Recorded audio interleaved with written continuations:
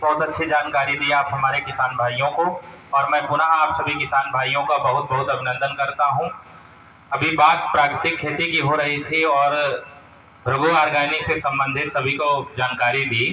वैसे आप सभी किसान भाइयों को पता होगा कि महर्षि भृगु ऋषि की तपोस्थली भी अपने जनपद बिटौरा में है, और उसी के नाम से ये भृगु उत्पाद जो है जनपद में जैविक उत्पाद का नाम जो है भृगु ऑर्गेनिक कर दिया गया। ये बहुत ही खुशी की बात है कि हमारे जनपद का भी इससे गौरव बढ़ता है।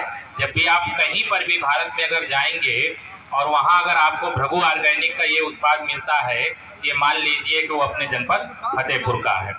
मैं अगले वक्ता को बुलाऊंगा, लेकिन इस समय आप लोगों ने अखबार और टीवी में देखा होगा कि मोटे अनाजों की बहुत बात चल रही है, श्री अन्न, जिन्हें सुपर फूड्स कहा जाता है। ये मोटे अनाज क्या है, तो देखिए दोनों तरफ ये बैनर टंगे हुए हैं और इनमें ज्वार, बाजरा, रागी, सावा, कोदो, कंगनी, कुटकी, इनके जो नाम लिखे हुए हैं, ये मोटे अनाज आज सरकार जो है, हमारे प्रधानमंत्री जी मोटे अनाजों की उपयोगिता के लिए बात कर रहे हैं कि ये मोटे अनाजों की किसान खेती करें। मोटे अनाज, ये श्री अन्न, जो ज्वार, बाजरा, ये तमाम प्रकार की जो है, इसमें तो बहुत सारे बीज उपलब्ध नहीं थे, लेकिन अब मिलने लगा है। अब तो जो कोटेदार हैं, राशन बांट रहे हैं, उनको भी बाजरा और ज्वार बांटने के निर्देश में, तो कहीं पर बाजरा मिल रहा है, कहीं पर ज्वार मिल रहा है। तो इन मोटे अनाज हमारे स्वास्थ्य के लिए बहुत बहुत बड़ी बात है कि हम स्वस्थ रहने के लिए मोटे अनाजों का उपयोग शुरू कर दें।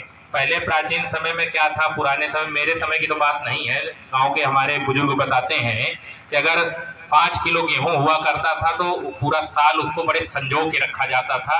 कि एक पसेरी गेहूं इसलिए रखा जाता है कि कोई रिश्तेदार आ जाए तो उसको गेहूं की रोटी खिलाई जाए, है कि नहीं। लेकिन और धीरे धीरे शुरू क्या हुआ कि मोटे अनाज जो किसान खाता था और स्वस्थ रहता था, तंदुरुस्त रहता था, मस्त रहता था, तो अब वो उसने गेहूं की खानी शुरू कर दिया, और आज गेहूं की खा खा करके हम लोग बीमार होने लगे और मोटे अनाज हमारे विदेशी मेहमान खा रहे हैं। अभी जब G20 का सम्मेलन हुआ और G20 के सम्मेलन में हमारे जो विदेशी मेहमान थे दिल्ली में, तो उनको सावा की खीर परोसी गई थी। क्यों डॉक्टर साहब? अब ये मानिए कि अगर सावा की खीर परोसी गई है तो कुछ ना कुछ बहुत महत्वपूर्ण होगा। हम लोगों को तो पता भी नहीं है कि सावा है क्या। डॉक्टर साहब जब पहले मेले में हमको मिले थे तो उन्होंने बताया कि सावा है क्या, मैं तो नाम पहली बार सुन रहा था।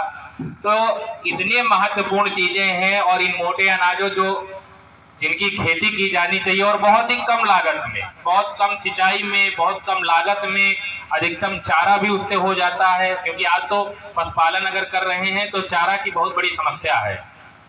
तो मोटे अनाजों की जब खेती, भले उत्पादन कम होगा लेकिन आपको दाम उसका बहुत बढ़िया मिलेगा।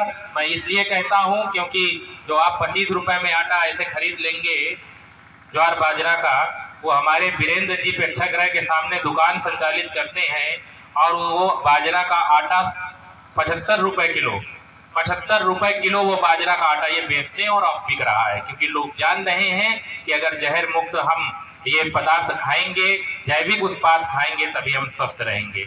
मैं डॉक्टर शिवमंगल सिंह जी जो सेवानिवृत्त कृषि वैज्ञानिक हैं, आपसे चाहूंगा कि हमारे किसान भाइयों को, वैसे हम सब लोग डॉक्टर साहब को नीम बाबा कहा करते हैं, क्योंकि नीम की उपयोगिता भी बताएंगे कि ये नीमास्त्र क्या होता है और खेती में नीम की क्या जरूरत है, कैसे हम नीम का प्रयोग करके अपने खेत को स्वस्थ रख सकते हैं, इस बारे में भी जानकारी देंगे आदरणीय डॉक्टर साहब।